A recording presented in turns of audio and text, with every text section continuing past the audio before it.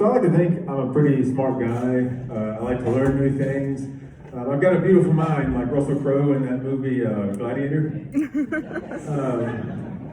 But I can't help thinking when I look back at all the things I learned in school that a few things just stand out as being spectacularly useless. And the number one thing for me that I think is useless was learning to write in cursive. Because I took 3 years of French and I can barely understand that language. Why did I need to learn to write my own language another different way? Like, I didn't need to learn my language with like gangsta lean or like a little bit of swagger, right? Like, all of y'all can read, some of y'all can read this sign by name, right? Give it more time, stay for the late show, it might get harder. I didn't need to learn like how to write that with any more attitude, right? And most people have things like that, like it's usually math or chemistry or something like that.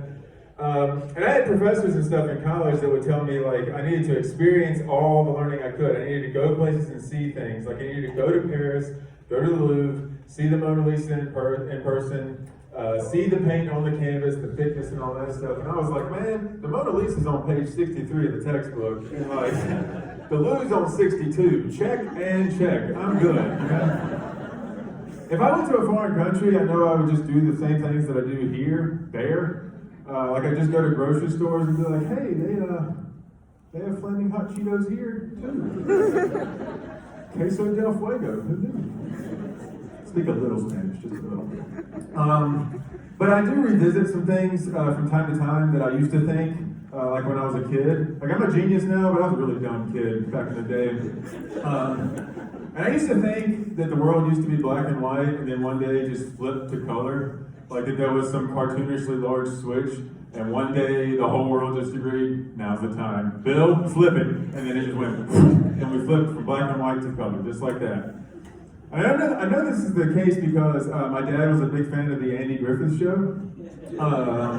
Which if you're not familiar with that show, it's a show about cops in the South in the 60s and how nice they were. It's extremely accurate. It still gets shown around these parts like it's a new TV show, right? Oh, come on, Margaret, a new one's coming on. Yeah, but if you know that show, you know that the early episodes are in black and white and the later episodes are in color. So it just made sense to me.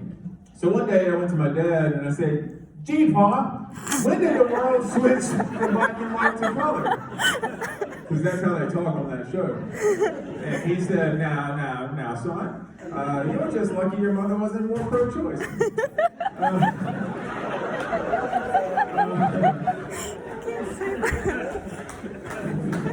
But it made sense to me, right? Like I was familiar with other things like the Beatles, right? Those early clips of the Beatles, black and white. But those later clips, they're bright and shiny, very colorful and all that. I was familiar with JFK, right? The early speeches, black and white. That last clip, very much in color. I kind of wish that clip had been in high definition, right? That it cleared up a lot of conspiracy theories.